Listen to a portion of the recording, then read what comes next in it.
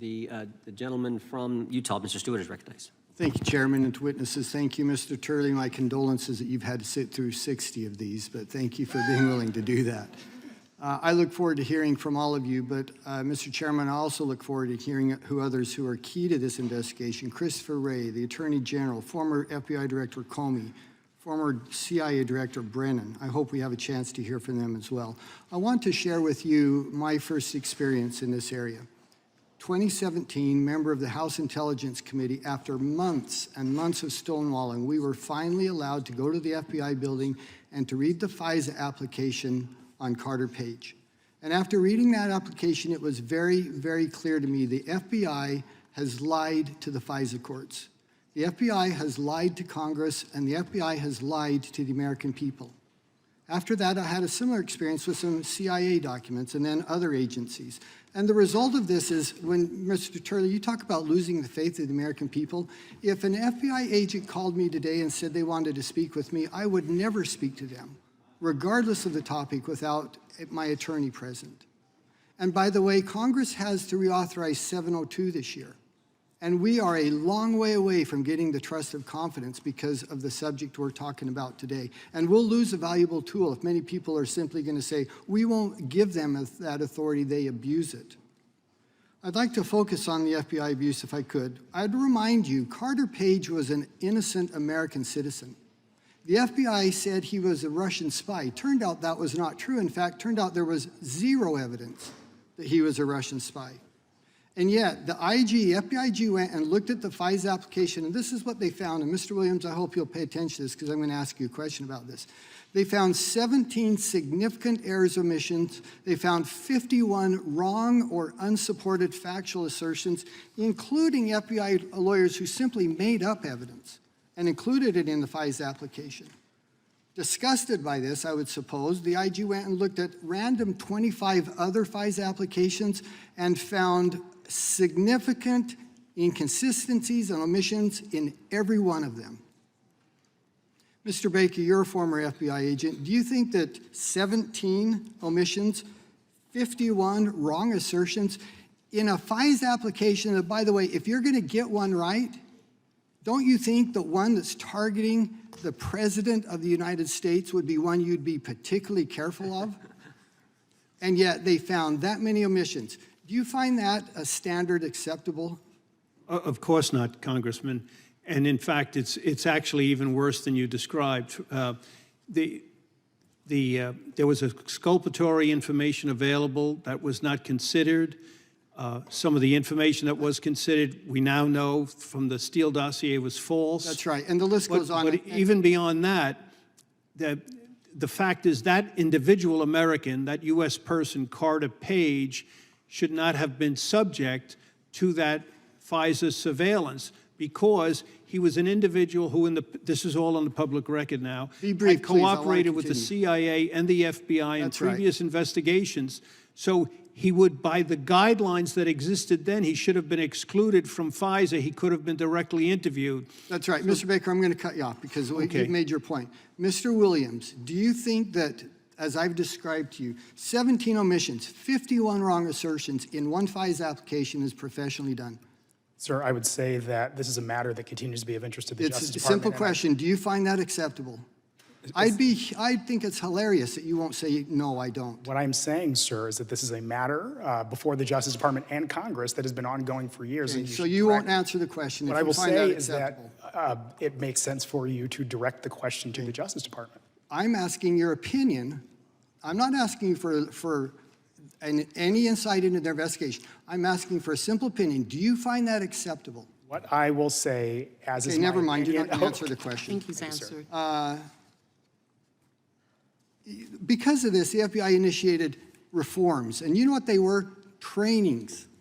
Here's some trainings for senior FBI officials. Training number 1, don't lie to FISA courts. Training number 2, don't make things up. How about training number 3? Don't hide evidence. That's what senior officials in the FBI did. And if I wish I had more time, I'm almost out of time, because I would come to you and ask, first, Mr. Williams, I'd come back one more time and ask you if you find that acceptable or not, but we won't waste time with it.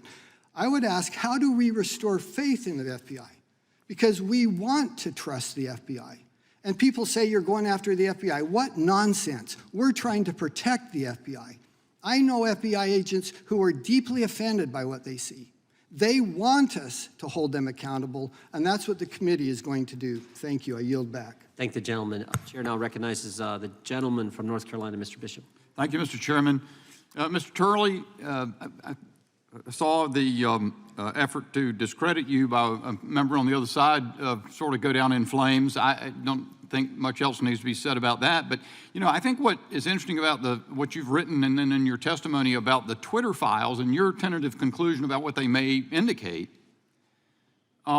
is a product. First, it bears repeating. I mean, you said there that it, quote, could well constitute the largest censorship program ever run by the government of the United States. And I think what attracts you is there is a body of evidence. It is not accusations, it is evidence that we would not have but for the voluntary, it may be extraordinarily unlikely, voluntary act of a very wealthy American who had the will and interest to purchase that company and then disclose what its files hold. Here's what's notable. We didn't get any information about what the FBI and the CIA and the ODNI and GEC and all these other agencies are engaged in from those agencies. The American people wouldn't know but for Elon Musk's disclosures and the independent journalists who then used them. You've talked a little bit in response to earlier questions about how there might be enough evidence there, or in other evidence we might be able to get of like kind, to suggest an agency relationship between United States government agencies, the FBI, and these social media platforms that would cross the First Amendment line and violate the rights of Americans whose content was flagged for taken down. And that may well be, but it seems to me there's another angle to this. Everybody knows in the debate over big tech that these social media platforms have content moderation policies that are narrower than the First Amendment. They take down speech as a matter of practice that the First Amendment would protect if it were a government. In fact, a lot of people say, well, they can do that, they're private businesses. The question that gets at me is this: how could the FBI, which is sworn to protect the Constitution, ever justify using intense application of its resources, agents, et cetera, to urge social media platforms to use those standards to take down speech that the Constitution protects? Yeah, this goes to the sort of bifurcated issue here legally. That is, you have on one hand the question of the agency relationship, which actually some courts like the Eighth Circuit in Dawson, the Sixth Circuit in Page have had analogous cases where they said that there was an agency when a government official made a call and negative actions were taken. But there's also the direct action. Obviously, federal agents are government actors. And in these cases, you have the agency identifying American citizens and others for their viewpoints and saying, we think these people should be suspended or removed. And as I say in my testimony, it's a particularly ominous thing to have the chief law enforcement agency performing this role, an agency with incredible powers. But this wasn't the normal situation of a public affairs office where someone says, look, the FBI did this, and the public affairs office says, you know what, that was a state raid. We weren't even in that issue. Right. They did it in private. Right, here you had the government itself looking for citizens who should be silenced and targeted. That's a problem in and of itself, whether it also triggers an agency relationship. Do we want to go back to the day when governments created those types of lists? Let me get you to comment on something else that I believe is ominous. It's on the charts behind me. One of the Twitter file disclosures is that Elvis Chan at the FBI San Francisco wrote to a Twitter executive and said, my colleagues at the fort had a query for you. Turns out they had to tell me that means Fort Meade, the National Security Agency, NSA, probably.